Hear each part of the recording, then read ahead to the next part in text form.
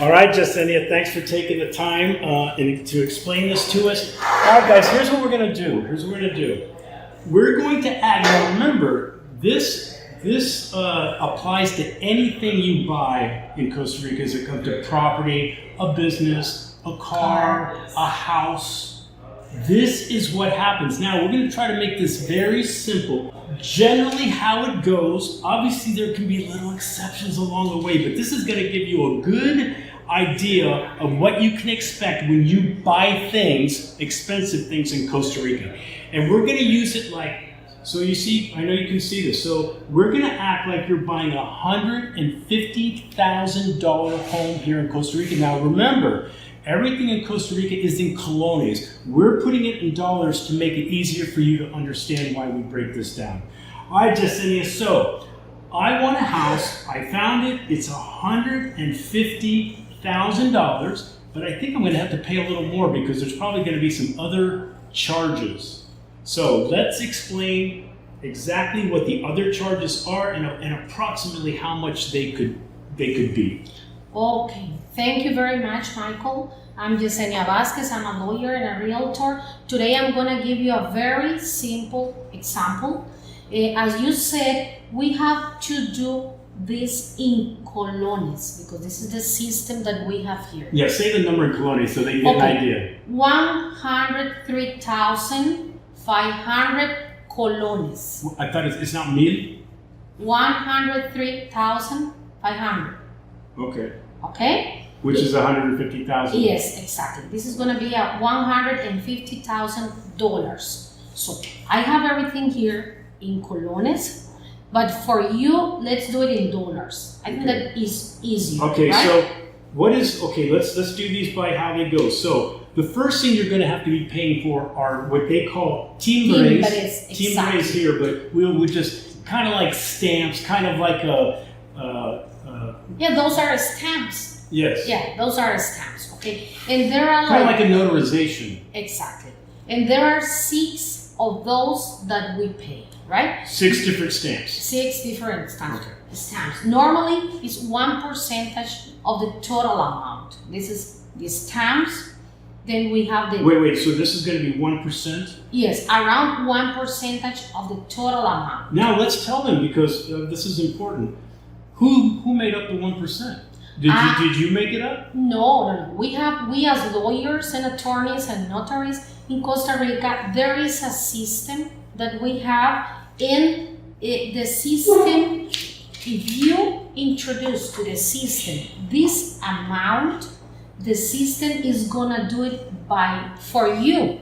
It's not that we invented this, right? So when you plug in the 100, whatever, like in our case, 150,000, it automatically generates the percentage of like what the stamps will be. Exactly. Okay. And if you have questions, please ask the professional, ask your lawyer to give you this, right? It's like an estimated. Exactly. Estimated. So if you have questions, ask your lawyer. For the breakdown estimation of where your money is going. Exactly. Because there's a few different places. Exactly. So the first one is your stamps. That's going to be about 1%. Now in this case, with 150,000, that's going to be $1,315. Yes. According to the rate of the dollar today, we made an estimate, right? So now remember, the lawyer didn't make this number up. Exactly. This is from the government. Okay, what's the second one? Okay, the transfer tax, right? It is around 100.5%, right?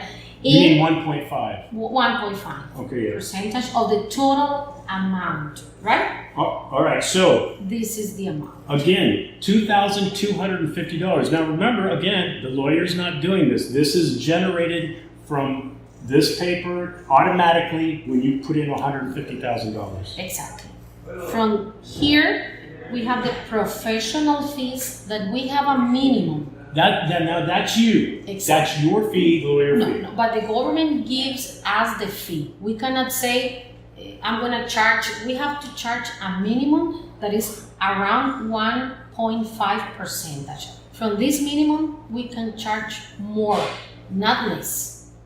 We can charge more according to the business that we are doing. For example, It's not the same if we buy a lot, that is very simple, or a house. But if we have to work with a business, it can be more here. Remember that in Costa Rica, many lawyers speak English, so maybe they can charge, or we can charge you a little bit more because we are giving you a bilingual service. Right, which is obviously important here. Exactly. So this is the minimum, and it's going to be like 1.5. 1.5. Okay, now why I think this is important for them to know is the 1.5 is a minimum. And if you know that the 1.5 is the minimum, you as the client, if all of a sudden you're looking at this number and it's up to 5% or 4%, you can go, hey, wait a minute. Exactly. Sounds like you're overcharging a little bit. Or maybe it's fair because you're doing more work. So so I just think it's a good point to know that the minimum the government says is 1.5. And if they're going any higher than that, that's when you can ask your questions to the lawyer. Why are you charging me like 2.5? Maybe you have virtual meetings. Maybe you have to do the due diligence. Maybe you have to go to the place that you're going to buy. Because it could be legitimate. It could be a legitimate increase. Exactly. Right. But this is the minimum. Okay, so again, important to know 1.5. Okay, so that's the lawyer's fees. This EVA. That's something new. After 2019, we got a new law. Yeah. We call it sales tax, basically. Exactly. And that's 13%, I believe. 13%. So remember, number 1, stamps. Number 2, transfer tax. Number 3, professional fees. And number 4, EVA or sales tax. Again, this is the government doing this, generating this, and it looks like with 150,000. 13%. That's $228. Is that right? Yeah, exactly. Really? Yes. Okay.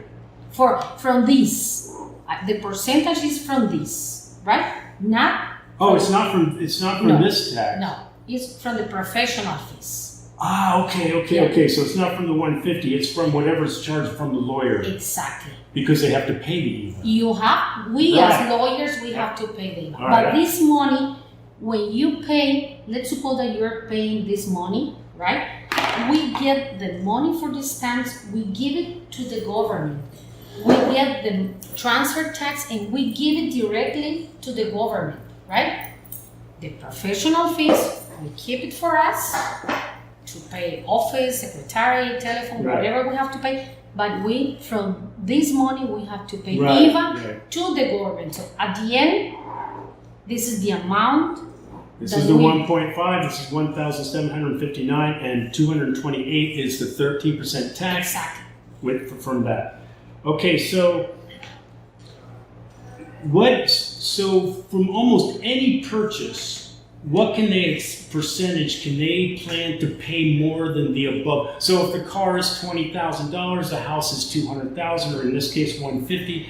In generally, what's going to be the percentage on top of the original fee? It can change from 3.5 to about 6 to 5, let's say. All right, so in this case, with our example 150, you're going to be paying on top of the 150 another $5,553. Yes, for the transfer. Remember, don't forget to ask the attorney, the lawyer, about this for you to know where your money is going, right? Don't think that we keep those amounts. This is the amount that we as lawyers get. Right. And also, remember that if you are buying a house and you have to bring your money from the States, from Canada, from Germany, after the law of 2019 is more difficult. So in order to bring money to Costa Rica, there are different ways. You can do it with a private bank. You can do it with a...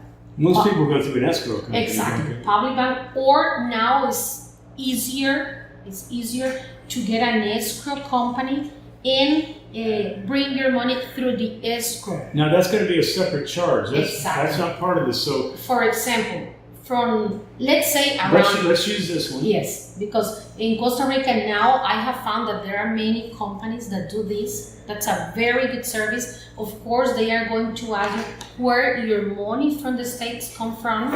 You have to bring from your bank in the statements of the last 6 months. You have to bring a letter from the bank. There are several requirements that the escrow account is gonna ask you, right?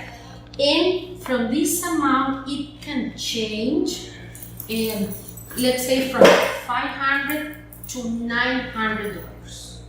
But they are. I'm sorry, say that again. So the escrow is going to be is going to charge how much? From $500, I have found a company that charge $500, or it can be up to $900, $1,000. But that would be a common way to get your money down. Exactly. Right? There might be some. For example, if you want to do it with a Costa Rican bank, they are going to ask you for the same requirements, but you have to translate that into Spanish, and you have to apostille the documents. So it's going to be more expensive. Which is a notarization, basically. Exactly. So that's why now we recommend to find an escrow company. As I told you, which a lawyer would help. Yeah, we have many connections with the escrow companies. They are very responsible. All the business that we have done, they are very responsible. Take into account that they last from 1 to 2 months. Don't think that you put your money in your bank and you have the money in the state and you bring it tomorrow. You need time to do it. So that's why if you come to Costa Rica, you see a house, take time if you are going to pay some money in advance. Because I have seen cases till now that maybe from this amount, they are going to ask you for $10,000 or $15,000. You pay that, you have 1 month for the letter of intention, and at the end of the month, you don't have the money here. Wait, I didn't understand that. So what do you mean 10,000? Okay, let's suppose that you come to Costa Rica. Let's keep using this. Yes, for vacations, and you see a house in La Fortuna that costs $150,000, and then you say, yes, I want the house. The seller is going to tell you, well, give me a deposit. Give me a deposit, okay. And you sign a letter of intention. Right. And you say, well, in 1 month, I'm going to do the due diligence, that is the study of the property, and then I'm going to pay you the money 1 month when I go back to the States. So take into account that it can last more than 1 month, right? Because to get the total amount. Exactly. Because once you go to the escrow company, as I told you, they ask for different requirements. More paperwork. Coming from the States, from your bank, from your tax department to Costa Rica. It's not as easy as before to bring the rest of the money to Costa Rica. Jumping through a hoop. Now you guys also should know that the higher price the property is, the percentage of these can go down. Exactly. Right. The percentage of the stamps, of these. So if you're buying a $2 million property on the beach, yeah, it's like anything in the world. The more you buy, the better breaks you get. Exactly. So it's the same. It is given by our government. It's not something that we say. There is a tabla. How do you say tabla? Like a. Well, the same thing. Like rules. Like rules. Yes. Rules. Rules, right? And it is written there, and what we do, there is an application that you can use. I'm gonna give it to Michael, where you put how much is the property, and the application is gonna calculate the. Exactly. We lawyers, we have this application. Like the discount.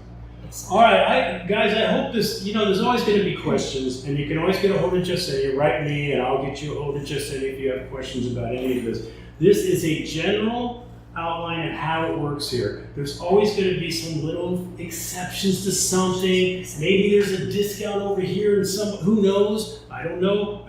I'm just saying that this is the general idea of when you purchase something, you can expect to pay about 3.5% or whatever it was. To 5% over the percentage cost. Exactly. Justine, thanks so much for talking to us. You're Again, welcome. Want to talk to her, get a hold of me. I'll connect you with her.